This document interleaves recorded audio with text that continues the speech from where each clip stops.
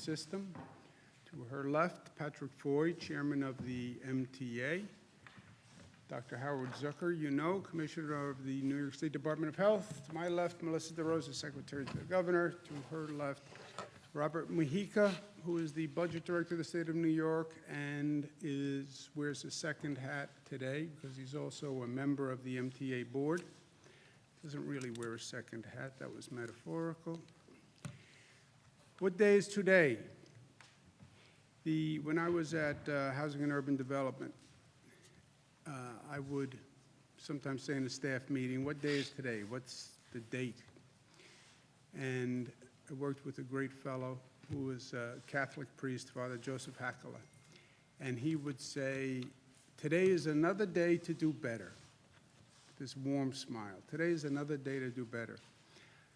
He passed away, Father Hakala. I have his picture in my room, and I was thinking about him last night. Today's another day to do better. It's another day to improve. It's another day to be better, to make life better, to be better at helping people. Today's another day, another opportunity God gave us. Hospitalizations are down. Good news. Net change in total hospitalizations down. Good news. Net change in intubations down. Good news. New COVID cases slightly down, 933, but still unacceptable, but down from where it was. Number of lives lost, still terrible, 306. Optimists would say the number's on the decline. Realists would say that's a tremendous amount of pain and grief for hundreds and hundreds of New Yorkers who lost a loved one. Big question everyone is asking, reopening, when, how, where? I've said from day one on this situation, we have to be smart. We're at a place we've never been before. Emotions run high. Be smart, follow numbers, follow data, talk to experts. Don't get political. Even in this election year, even at this partisan time in this country where everything is political and everything is polarized, not now. And respond to facts and data and experts, not to emotion, which also runs very high right now. If we do this right, it is a science reopening. It's not a political exercise, it is a science. It can be based on numbers and data. And that is true. Everybody wants to reopen. Caveat is, reopen, but don't reopen in a way that increases the spread of the virus, doesn't increase the rate of the spread of the virus. Well, how do you know that? You can test. You can get numbers, test, get a sample and see what's happening. You know that if the rate of transmission goes over 1.1, you are in an outbreak, you're in an epidemic. So you don't have to guess. It's not what it feels like. Get the numbers, do the testing, get the numbers, rely on the numbers. The second fact you have to deal with as a science in this formula, do you have the hospital capacity available if that rate of infection increases? Don't go above 70% capacity, so you have a 30% buffer, so we don't wind up in the same mad scramble that we were in last time. Make sure you have ICU beds with the 30% capacity, and make sure you have enough equipment. We're not going to go through who has a mask, who has a gown, who knows someone in China. Let's have at least a 30-day supply of stockpiled equipment, ventilators, masks, gowns, gloves, etc. They are facts, it's science, it's data. Then what's testing? Testing, then you trace, then you isolate, and that remains the key to controlling the rate of infection. The testing is how you monitor the rate of infection. What's happening to the rate as you increase the economy, the economic activity. I will take a test, and we'll test enough people so we have enough data to make a decision. We're increasing the number of tests. It's hard. Nobody's done it on this scale before. There's been a lot of back and forth. Met with the federal government, met with the president. We have now a partnership in how to do testing. We're ramping up testing. We're moving very quickly in this state. We do more tests in this state than in any other state in the United States. We do more testing in this state than any country on the globe per capita, so we're doing it well. We're doing it aggressively. We've increased from about 20,000 tests to about 30,000 tests per day, and we're still ramping up, and that's good. More to do on testing and more to talk about on testing, but not today. Today we're going to talk about tracing, which is the second step after testing, right? You test, you now know what's happening on the infection rate. You can gauge your decisions based on that infection rate.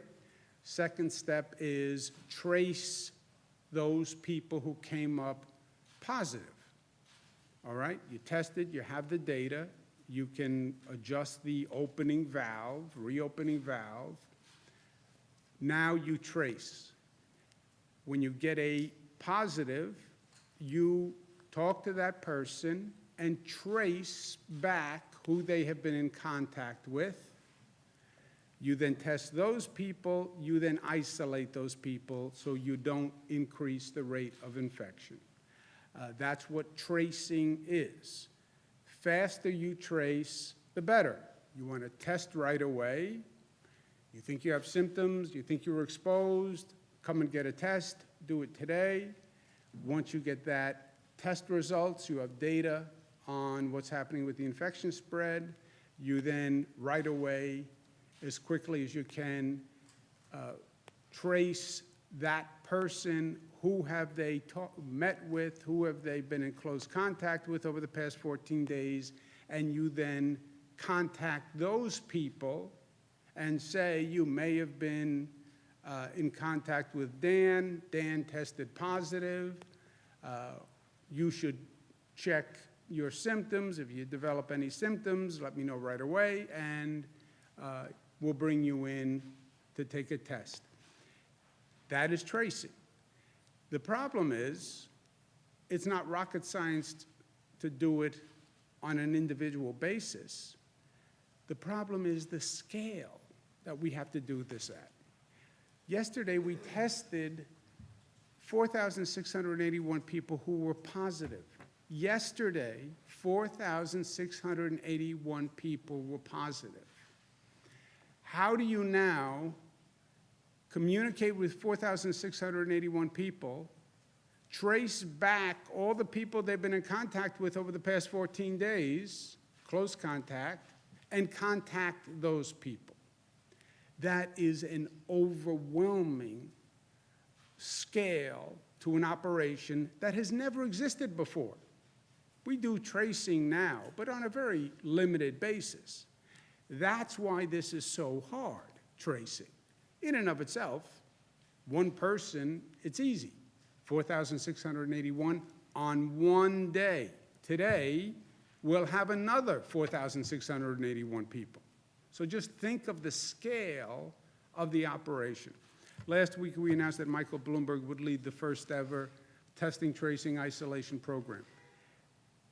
Figure out how many people, how to train them, what technology, how do we do this? And it's of a scale never been done before, and by the way, we need it tomorrow. There is no time to go get a university to do a study and a blueprint and then put a plan together. We need it tomorrow because we're literally doing it right now. We're doing the testing. We're coming up to scale on the testing. You need the tracing to come up to scale to meet what we're doing on testing. The estimate so far is you need 30 contact tracers for every 100,000 people who are in the affected area. Statewide, that would be about 6,400 to 17,000 tracers, depending on what happens on the testing rate. The more people test positive, the more tracers. The less people test positive, the less tracers you need. So these things are all linked, right? The better you do at reducing the spread of the virus, the fewer people test positive, and the fewer people you need to trace back. But it will require, under any estimate, a tracing army to come up to scale very, very quickly. And Mayor Bloomberg has put together a great team who's going to work on this. He has great talent in his Bloomberg Philanthropy, Johns Hopkins University, working together with the New York State Department of Health. This is that undertaking, and it is massive, and that's why bringing in a person with the talent of Mayor Bloomberg and the experience of Mayor Bloomberg to do this is essential. Where do you get the Army? Well, we have Department of Health employees all across the state. Counties have them, cities have them, the state has them. We'll marshal those employees. You also have a lot of government employees who are at home now getting paid but are not working. What government employees who are now existing, city, state, county, can we deploy to become tracers and then train them, et cetera? After you go through all of that, if you don't have enough, you're going to have to hire people. And then you have to train them right away, because nobody's done this before. They're going to need help. They're going to need technology. They're going to need monitoring. They're going to have to be tested before they can do this. So it's a massive undertaking. And that's why Mayor Bloomberg's involvement and his generosity here is so important. And we want to offer a big thank you to Mayor Mike Bloomberg, who I believe may be joining us by telephone or some technological means. There he is. How are you, Mayor Mike? I'm here. Good to Governor, see you. I'm fine and good. It's good to see you, and I want to thank you for all your good work to lead this great state through this crisis and to deliver facts and data to the public, and also a sense of hope, which really is important. I know your daily press conferences have become must-see TV for a lot of people. And for the record, I thought your advice to fathers on what to say about a daughter's boyfriend was exactly right the other day. Anyways, the question on everybody's mind continues to be, how can we begin to loosen these restrictions and begin reopening the economy? And one of the most important steps we have to take to reopen the economy as safely as possible is to create a system of contact tracing, as you just outlined. When social distancing is relaxed, contact tracing is our best hope for isolating the virus when it appears and keeping it isolated. The governor has recognized that, and since Bloomberg Philanthropies has deep experience and expertise in public health, we're glad to support the state in developing and implementing a contact tracing program. As Andrew said, the contact tracing is a way to identify people who may have been exposed to the virus but don't know it. And doing that requires a lot of well-trained people who are coordinated and managed effectively. It is a very big undertaking just because of the scale. So we've enlisted the best public health school in the world at Johns Hopkins University. No offense, but it's named the Bloomberg School of Public Health, which our foundation works very closely with on public health and other issues. And we've also teamed up with the nonprofit organizations Vital Strategies and Resolve to Save Lives. Now, to get the contact tracing program up and running a lot has to happen first, and hiring, training, deploying, and managing a small army of New Yorkers, as the governor said, is really the great challenge. To help the state recruit contact tracers, we've brought in a staffing organization. And we're also teamed up with CUNY and SUNY, both of which will help identify potential job applicants. And I want to thank both of them for their work in joining us. To help the state with training, Johns Hopkins has developed a training class which can be taken remotely. It will cover all the basic information of epidemics, contact tracing, and privacy.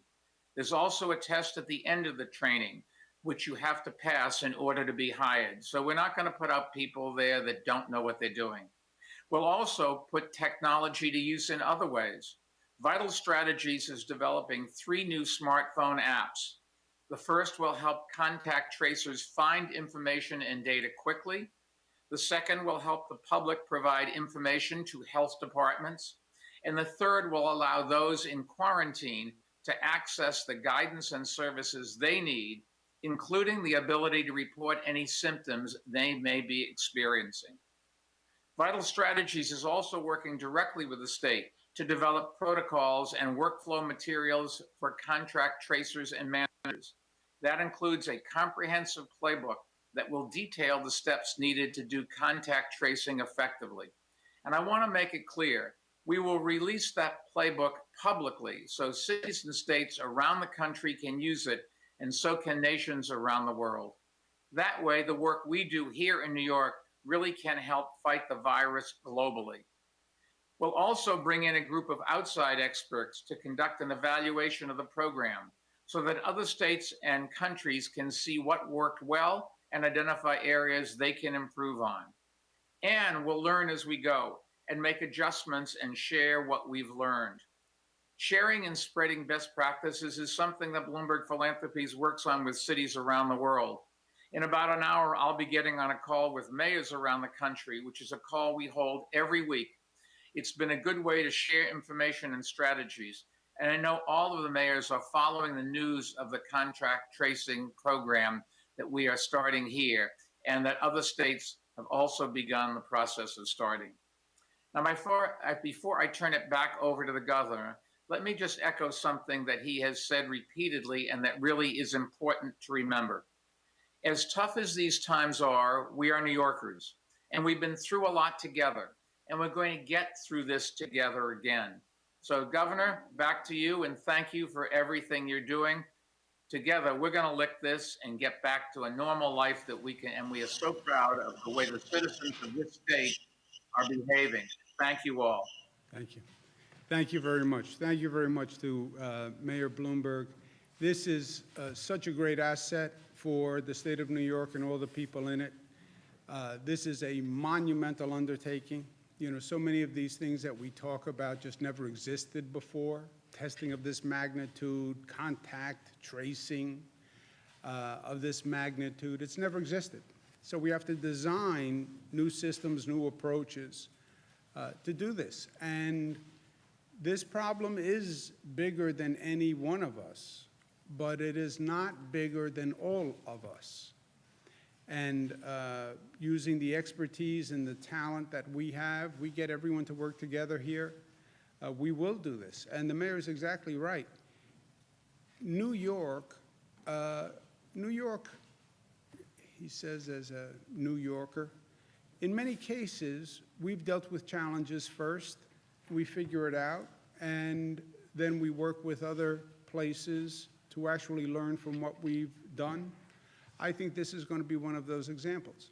We want the best system that we can have to get New York open and to protect New Yorkers, but it will also be a laboratory to put together the best system ever put together so we can share that with other governments.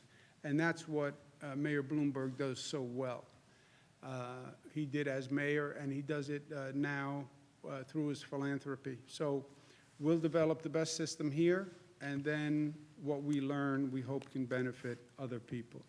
We'll also be coordinating this contact tracing on a tri-state basis because many of the people who come into New York live in Connecticut, live in New Jersey, go back and forth.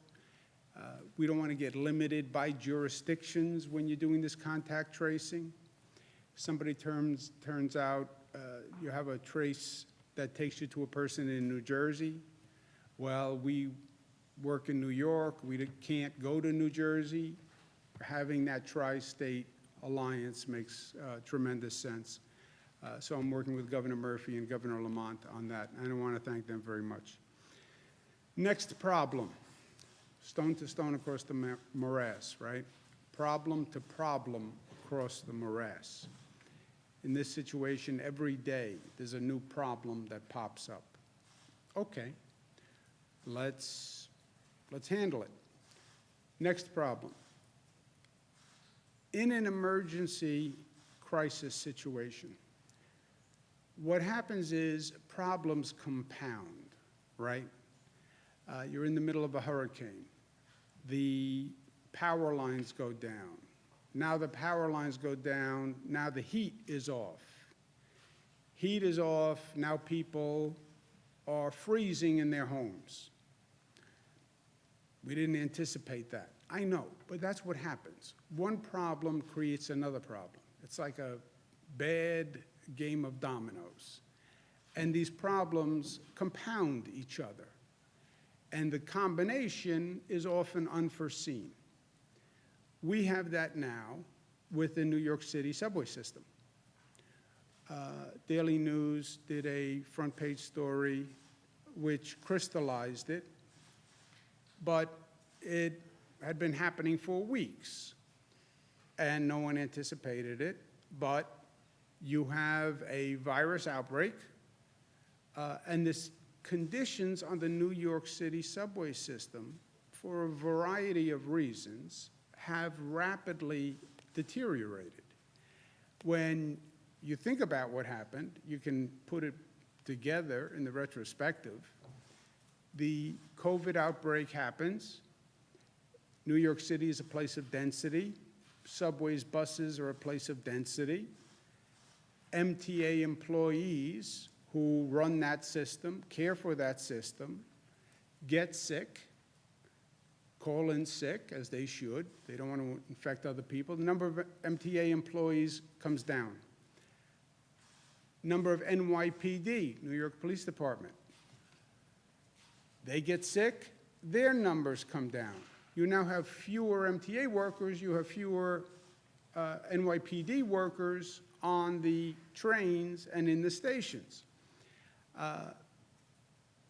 We have now a greater need than ever to disinfect the subways, the buses, and the stations. Why? Because you're in the middle of a pandemic. This is a place of density, and you have thousands and thousands of people going through these subway stations, these turnstiles, and these buses, trains, and ADA vehicles. Because MTA workers are sick, NYPD officers are sick, you have fewer people to monitor and maintain the system. And this all happens in the midst of a public health emergency. At the same time, you have more homeless people who now are on fewer trains, and you have fewer people to outreach to the homeless people. So now you put all of this together. And then, at the same time, we need our essential workers to go to work. I said the other day, I had two great nightmares from day one. Nightmare one, you did everything you did, closed down, et cetera, and you didn't stop the rate of increase of the virus. That would have been a nightmare. Can you imagine if we did all of this and we still saw that virus going up? That would have been a real problem. Second nightmare, the essential workers say, I'm not going to work. I'm not going. The transit operators, the police, the food delivery people say, it's too dangerous. I'm not going. I'm staying home too. You don't have food, you don't have power, you don't have transportation, you don't have electric. Now you see society in a really difficult situation. So we need those essential workers to go to work. I am pushing every day to get our essential workers to go to work, even though they see a lot of their colleagues getting ill. You need those nurses, you need those doctors in very difficult circumstances. That's why I say they are the heroes of today, all the essential workers. How do our essential workers get to work? They need the public transit system. It's true in New York City, it's true all across the state. They need the buses, they need the trains, they need the subways to get to work. We need them, they need the buses, and they need the subways. And we are, as a society, me as the spokesperson for the state, I'm saying to them every day, I need you to do this. I know it's hard, but I need you to do it. Okay, we need them to do it, but what is our obligation? Our obligation is to make sure we're doing everything we can do to keep them safe, right? That's my personal obligation, and it's the collective obligation. You want them to be there to deliver the food. What's your obligation is to do everything you can do to make sure that they are safe while they're doing it. The MTA understood where we were with this global pandemic. They stepped up operations and were cleaning trains and buses every 72 hours, which is an amazing undertaking when you think about it, to clean all those buses and trains every 72 hours. But we know the virus can live for hours or even days on a surface, which means if somebody positive walks onto a train this morning, that virus can be there tomorrow and the next day. That then changes the whole focus of the problem. You want to honor the essential workers. Thank you, thank you, thank you. We'll fly airplanes. We'll have public demonstrations of gratitude. Yeah, even better than that is what you do and how you act. And let's make sure that we're doing everything we can. Let's clean, disinfect those trucks, those buses and trains every 24 hours. Why?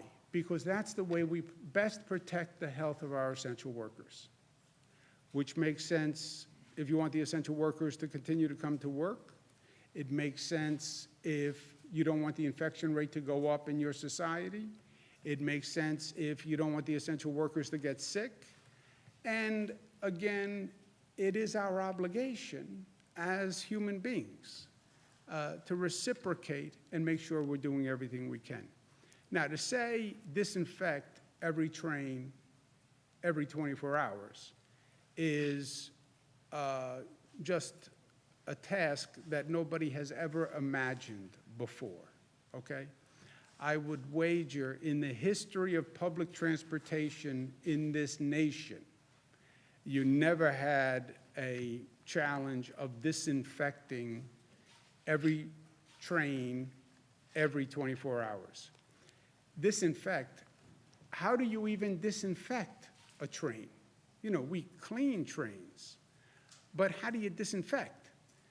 This is a whole new process. These are new chemicals. This is new equipment for workers.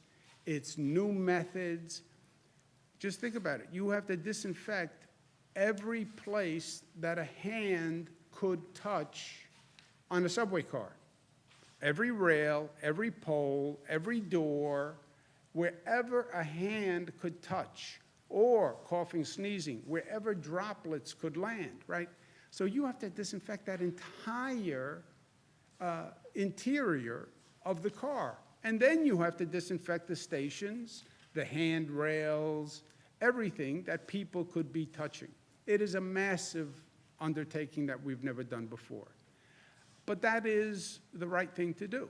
That is, as we said, we've never done tracing before. We've never done disinfecting train cars before. But so what? That's what we have to do.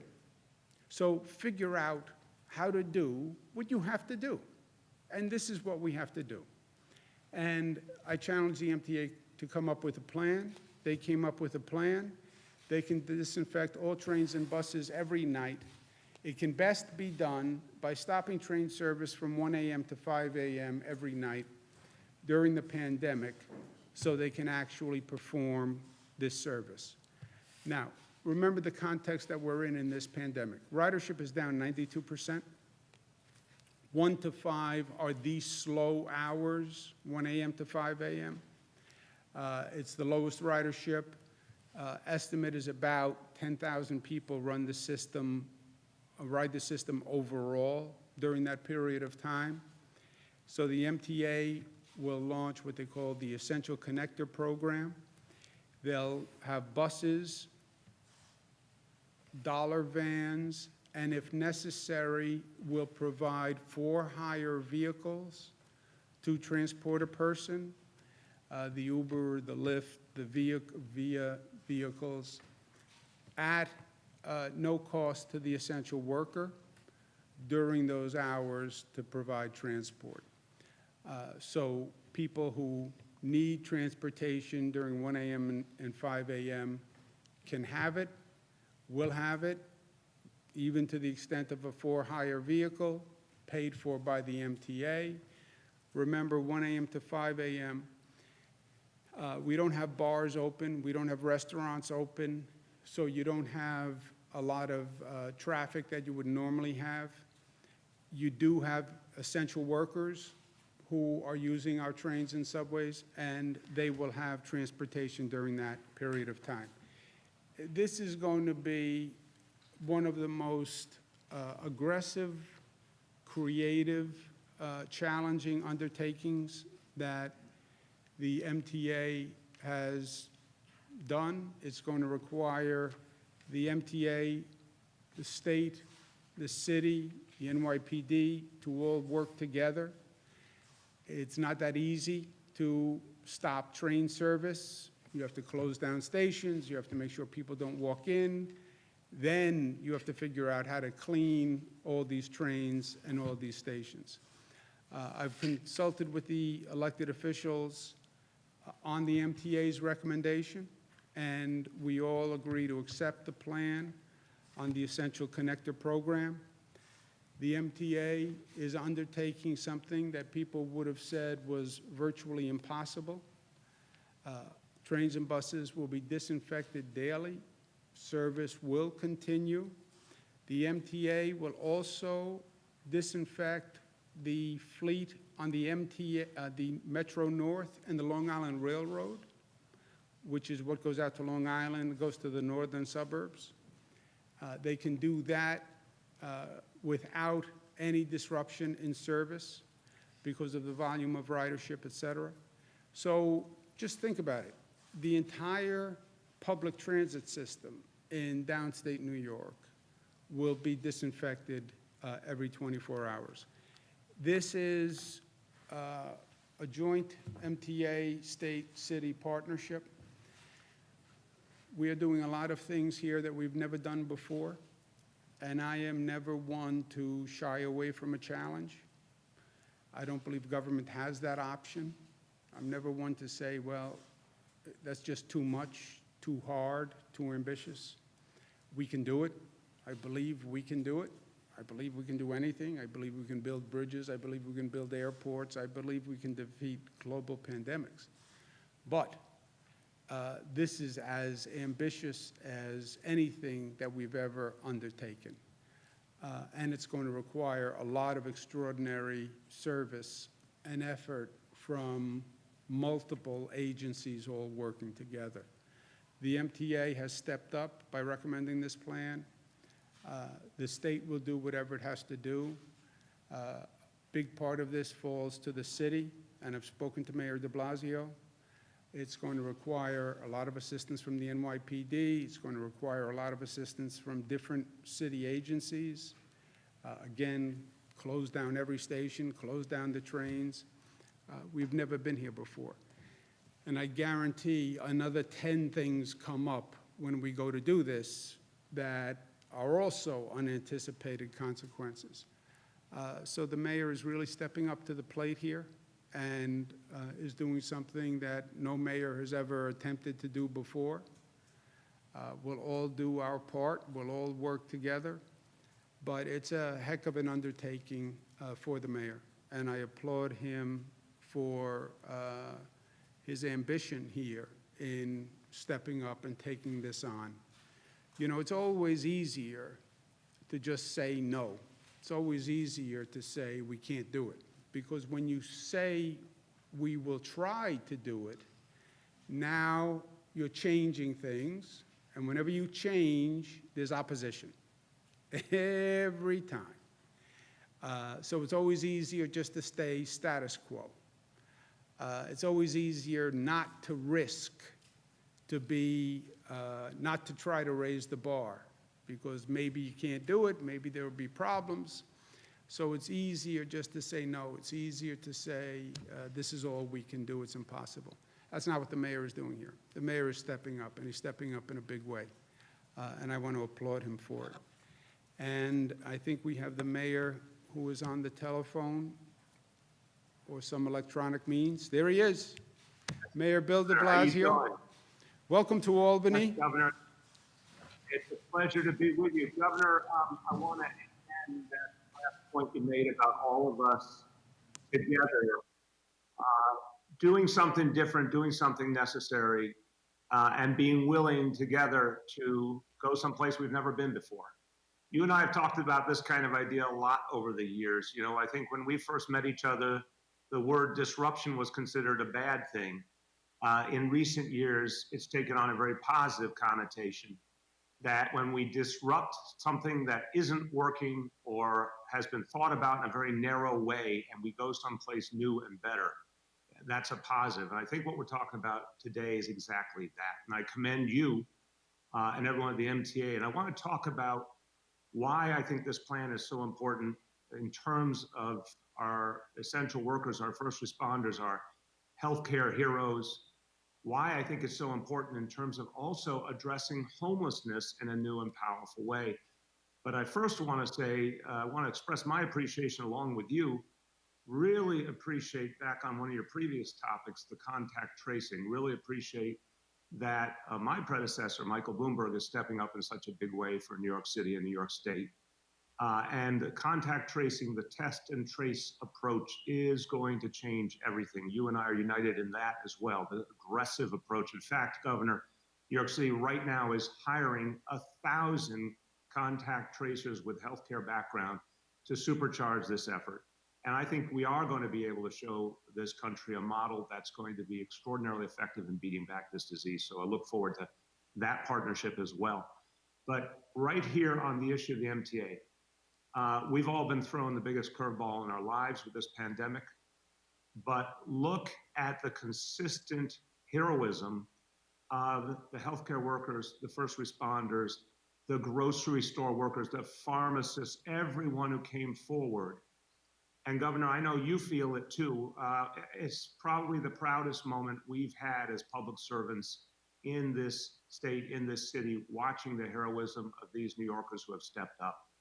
Now, we owe it to them to understand their lives. And the notion that they have a daily routine where they go into battle, they go toward the danger, they go where the infection is, which so many people couldn't even imagine, but that's what these heroes are doing. We owe it to them to support them every way possible. You and I have talked many times about the PPEs and the basic protections, but we also owe it to them to be safe on the way to work, on the way back home to their families. So I think what we're doing here in partnership is exactly the right thing to say. We're going to find a way to make our subway system cleaner than it's probably ever been in its history, honestly, and address this crisis in a whole new way. I agree with that, and I commend you for it. And yeah, it took some disruption to say we're going to do something during this pandemic we've never done before, but it makes sense when it comes to protecting our heroes. The second point, homelessness. Look, another issue you and I governed on decades. Well, we know it's been in many ways an intractable issue because there wasn't always an impulse to disrupt. And here is an example of saying, look, we now have found new ways to get street homeless people off the street. And I want to commend Commissioner Dermot Shea and everyone at the NYPD who's really focused on how to help the homeless, Commissioner Steve Banks, everyone at Homeless Services and Social Services, and all those, also those heroic outreach workers. Governor, you know about this work, who go out there day after day to engage homeless people on the streets and the subway, get their trust and get them to come in to shelter and ultimately to permanent housing. This work has always been in some ways stymied by the reality of a homeless person who is struggling with everything they're dealing with, a mental health challenge, a substance abuse challenge, riding the subway all night long. We're New Yorkers, we know about this reality. And it's been put in a stark light by this crisis, like so many other challenges and disparities have. Well, it's an unacceptable reality. And this new plan will disrupt that unacceptable reality and allow us to actually get help to people more effectively. Because if you're not going back and forth all night on a train, then you actually are coming above ground where outreach workers are there to help you, where NYPD officers trained in homeless outreach are there to support homeless people and get them to a better situation. Governor, you know, for decades in this city, somehow homeless encampments were actually tolerated. People thought, oh, it's the kind of thing, what can we do about that? I'm proud to say in the last few years, homeless services, NYPD, nonprofit organizations, we got together and we said, we're not allowing that anymore. We shut them down and we found it actually helped us to get the homeless to the help they need. This is another example of that. So I want to let you know that as we all talked about this idea, and I commend you, your team in Albany, and obviously the team at the MTA, Pat Foy, Sarah Feinberg, it's been a very productive conversation these last few days. And what I think we've come to together is that, yeah, we're going to do something unprecedented. We're going to do something because of an emergency, but we're also going to do something that's going to protect people and offer a new way to get people help who never got enough. And so, Governor, thank you. I think this is a partnership. You're right. It's not going to be easy. No one said it was going to be easy, but you have my full commitment, the commitment of the city, the commitment of the NYPD, and all of our agencies. We're going to make this work together. And we're going to be able to look back and say, we did something that actually changed people's lives for the better. And as long as it takes, we're going to stand with you and get this done. Thank you. Thank you very much. Thank you very much, Mayor de Blasio. Mayor made a lot of good points. You're right, Bill. Nobody ever said it was going to be easy, but nobody ever said it was going to be this hard either. And I think the mayor's point is very well taken. Look, we're doing things all across the board here that have never been done before. And I think there are lessons to learn and lessons we'll take with us. Telemedicine, I think, is a lesson we'll take with us. Teleeducation, remote learning is a lesson we'll take with us. A new public health system is a lesson that we'll take with us. And I think we're going to improve and learn from this experience with the New York City transit system, because the truth is, it wasn't working well. Or as well as it should before. We did have a problem with the homeless. And Bill is right, Mayor de Blasio is right. I've worked on it all my life. Outreaching to homeless people is very, very hard. And getting them to come in to a place that actually provides services is very, very hard. So this can actually energize the connections with outreach workers in the homeless population. And we've never had to disinfect trains like this or buses like this, and they will be cleaner than ever before. So, global pandemic, but you live, you learn, you move on, and most importantly, you meet the challenge. You meet the challenge. And this is a daunting challenge. And the mayor is stepping into it with eyes wide open, and it takes guts. And it takes courage. And there'll be bumps along the way, I guarantee you. But that's where we are, and that's why we get the big bucks. But I also want to be able to say today to the essential workers, we thank you, not just with words, but with our actions. And I want you to know we're doing everything we can to keep you and your family safe. And that's what it means to say thank you. Act with gratitude. Don't just use the words, act with gratitude. They're on those trains. They deserve to be kept safe. They deserve to have a clean, safe ride to and from work, and they're going to have it. And we're going to move heaven and earth to make sure that happens. So, in a challenge, what do? We come together and we rise to the occasion. Never did it before, I know. So we'll do it now, and we'll figure out how to do it. And we've overcome every obstacle that we've been thrown. We have the beast on the retreat. We're making ground every day. We just have to keep it up, and we will, because we are New York tough, we are smart, we are disciplined, we are unified, and we are loving. Questions? Governor, in terms of the subway shutdown, will that be pegged to the on-pause order, or what are the exact parameters for that? No, for it that has nothing to do shutdown? with the on-pause order. It goes into effect, when is the effective date? morning hours of Wednesday, May 6th. Governor. Thank you. Yes. And on the on-pause order, when do we expect a decision on that vis-à-vis schools and other Before, factors? I said by the end of the week. When you asked earlier this week, I said by the end of the week. Likely Nothing to- changed. Likely tomorrow, we would anticipate? That's the end of the that? week, unless you have a different calendar at the New York Times. I do not. Okay. Questions. The first is, what's your response to criticism that Seattle was quick to respond to the coronavirus while you and Mayor de Blasio were not as quick? What's your response to that criticism? It's Second- factually wrong. No state moved faster at the time from the first case to total shutdown. If you count days, no state moved faster from the first case to total close down. It was March 1st to March 19th. And no state at that time moved faster. So, period. And You if wanna I make could some- also make another point on that. The emphasis at the beginning of this was on the West Coast. They did the China travel ban. They stopped the international flights that were coming into the West Coast. What they didn't do was shut down the international flights coming to the East Coast. Where do the flights from Europe come? New York and Newark. Where are you seeing the problems with the cases? New York City, northern New Jersey. We now know, based on reporting from the New York Times in the last several days, there were at least 10,600 cases in New York City before we even knew of our first positive case.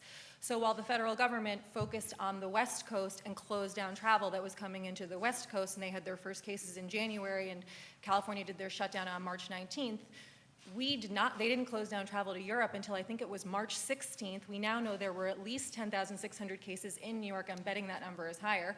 By the time we got our first positive case confirmation on March 1st, and as the governor said, we shut down fully by March 20th. And between March 1st and March 20th, we shut down schools, colleges, casinos, movie theaters, bars and restaurants. We did it on a tri-state basis and with literally zero guidance from the federal government.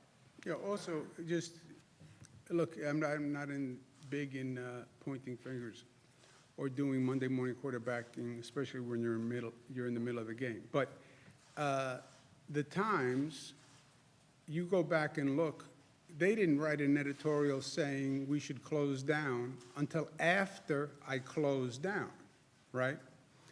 The sources they quote saying, well, maybe we should have closed down earlier, after that said, oh, there's no evidence that says close down of schools, for example, makes a difference. So, you know, if you don't have to be consistent, then it's easy to raise a point. Okay, you would have done the shutdown a week or two earlier. How much of a difference do you think that would have made?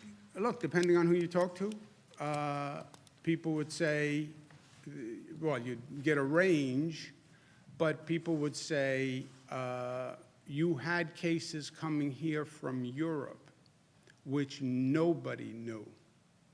We had something like 2 million people coming from Europe because the virus went from China to Europe and then came here from Europe. Nobody saw that happening. Otherwise, you would have done a Europe travel ban when you did a China travel ban. Just nobody saw that coming. And if you rewind the tape, then I would go back to November, December, when you knew there was a virus, and who were the international watchdogs, and who were the international public health operations. Where's the CDC and the NIH and all those guys back in November, December, January? Where was the New York Times editorial board? You know, everybody missed it. Governors don't do global pandemics. That's not in my job description. Governor, could you please comment on whether or not you would sign an extension to the look-back window as outlined in the CBA if the legislature passes such a bill? They'd have, would I sign a bill? Depends on what the bill says, and I would need to see the bill and then make a decision. There's some confusion about Governor, whether or not. tomorrow, rent is due tomorrow, people are, still not receiving their unemployment benefits. We're going over this every single day, we keep hearing the same thing every day, but these people, they're doing their part, they're staying home. What kind of rental assistance can the state provide, and what sort of steps can the Department of Labor do to kind of help these people and move this process along faster? Yeah, we're doing everything we can to move the unemployment checks faster. Every state is dealing with this. If you look at our state's processing of checks, it's actually way ahead of what other states are doing, most other states. Also, we're still dealing with the last legislation that was just passed by the federal government that had a new program that had to be implemented. But on housing, no one can be evicted for non-payment of rent, period, end of story. You cannot be evicted for non-payment of rent. We did that by an executive order. That executive order has weeks left to run. So I'm not saying people shouldn't pay the rent. You should pay the rent if you can pay the rent. But if you can't pay the rent, you're not going to be evicted.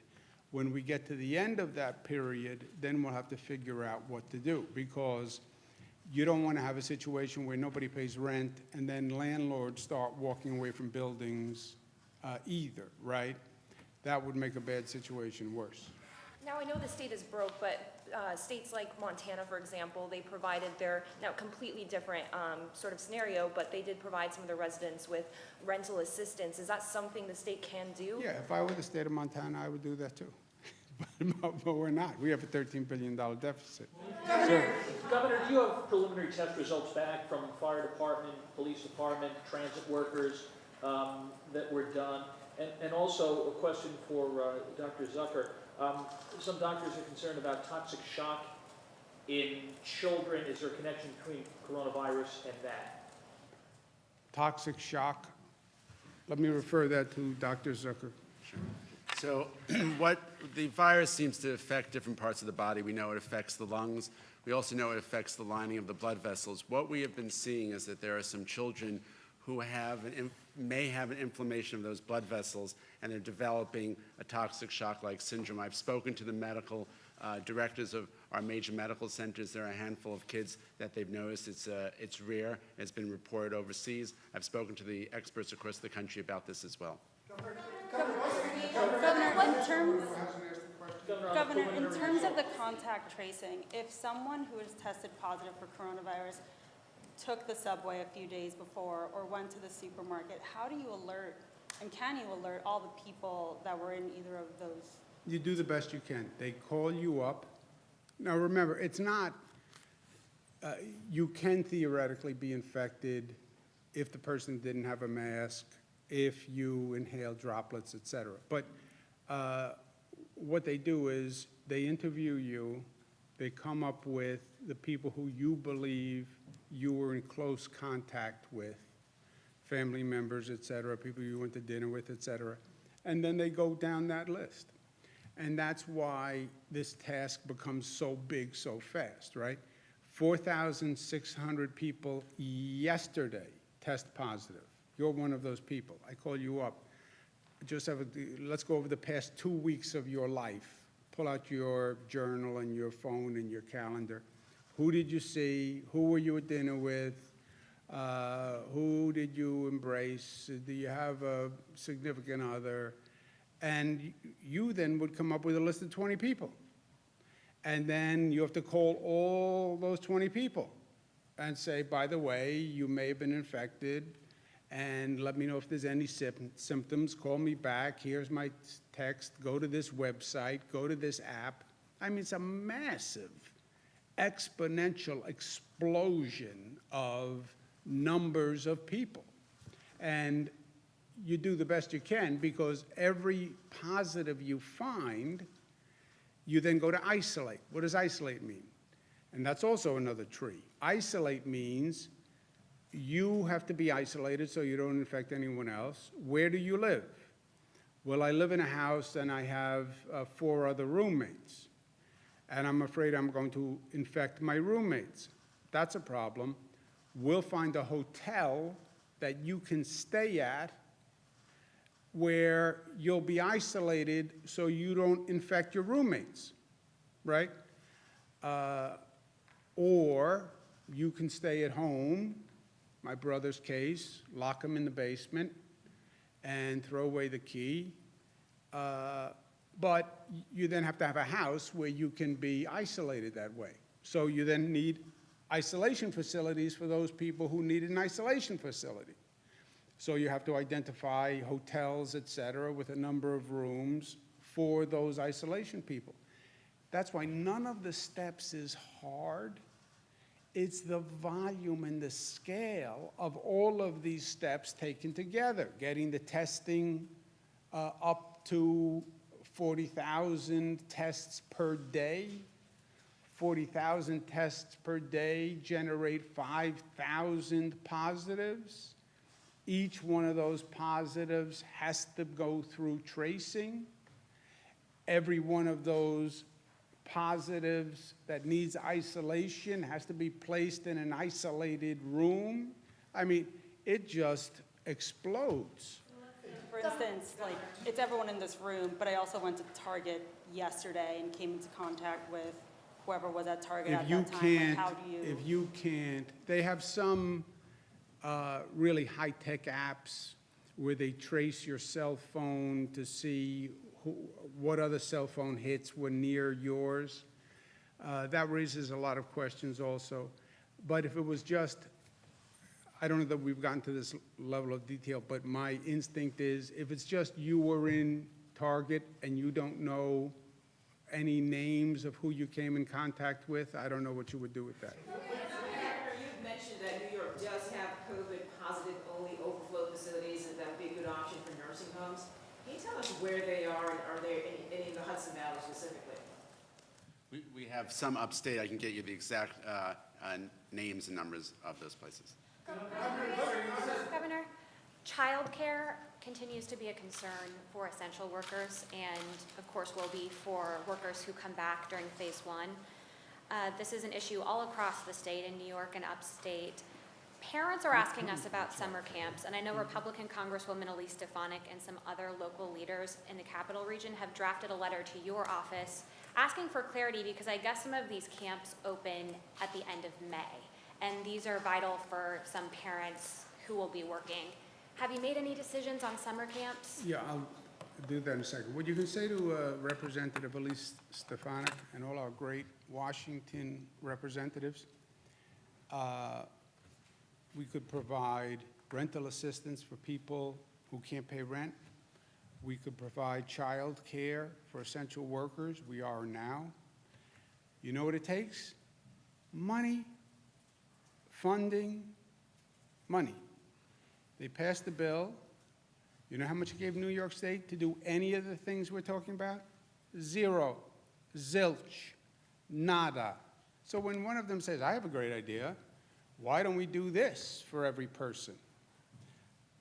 I would suggest maybe you say to them, oh, are you providing any funding to do that?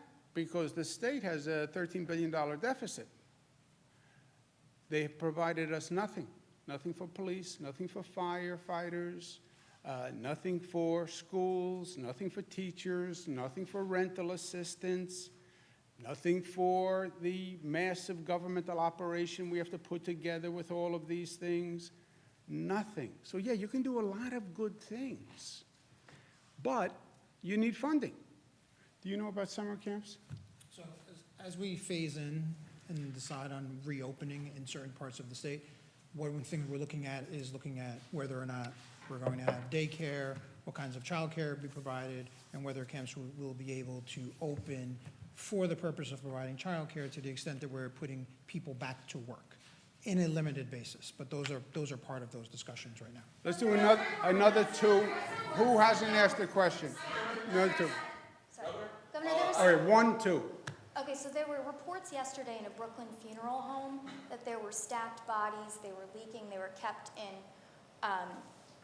unsanitary conditions. Wondering what the state health department is doing to investigate that. Were there complaints prior to yesterday, and will any penalties be issued for this harm?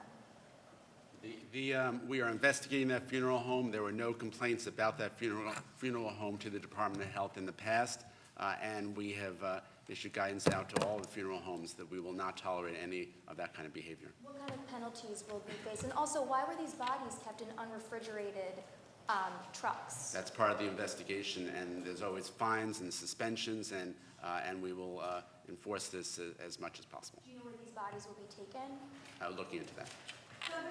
Obviously, the funeral home shouldn't have done that, right? What do you think? Governor, what do you Yesterday, think my about? boss spoke to the CEO of Albany Med about reopening for elective surgeries. Dr. Dennis McKenna says that they can and should, in this area, reopen because it's serving the community. Just because it's elective, that doesn't mean it's unnecessary. And he says they also operate at about 95% capacity, so 70% is not sustainable. Is that something you're willing to review for the capital region? We have reviewed it. We do review it for every region. Again, it's just the numbers. You look at the state, we have different numbers across the state. I know the hospitals want to get back to elective surgery. Many of them are under real financial pressure, and elective surgery is one of the places where they make money, frankly. In those parts of the state where we know we have hospital capacity, then we've opened them up to elective surgery. We do have a buffer on the capacity, because if you go up to 95% capacity in a hospital and you have a COVID outbreak, then what happens? Then you're right back to where we started, which is scrambling all across the state to try to find the bed, to try to find PPE. So we have a built-in buffer. You can go up to 70%, but you have to leave 30% for a buffer in case that COVID number spikes. And remember, how do you track the COVID number? We're doing testing more than ever before, but this is an imprecise science. We're doing antibody testing, but the antibody testing actually operates on a 2-week lag. The antibody testing is telling you who got infected 2 weeks ago, right? And now has the antibodies. To have the antibodies, you had to recover from the virus. So like my brother now has the antibodies. Yeah, but it was 2 weeks. So let's not make the same mistake, or let's learn the lesson of what we went through. You need a buffer on the hospital system, and that's why we say 70 to 30. Different regions in the state are not out of the woods yet. And it's don't get cocky, right? That's a lesson in life. Don't get cocky, don't get arrogant. You still see a high number in many places, and where the number is higher, we don't want to relax the elective surgery because we may need those beds for people who are gasping for air, literally. The argument he's making is that if you neglect these other needs that they have, you could be delaying or further exacerbating other medical issues that are not being addressed because there's no hospital in this area except for in Saratoga County who is doing elective procedures. Yeah, well, worst case scenario, you go to Saratoga County if you really have to go now. But we don't want to be in a situation where we have a COVID outbreak and we have no hospital beds. That would be the worst. Thank you, guys.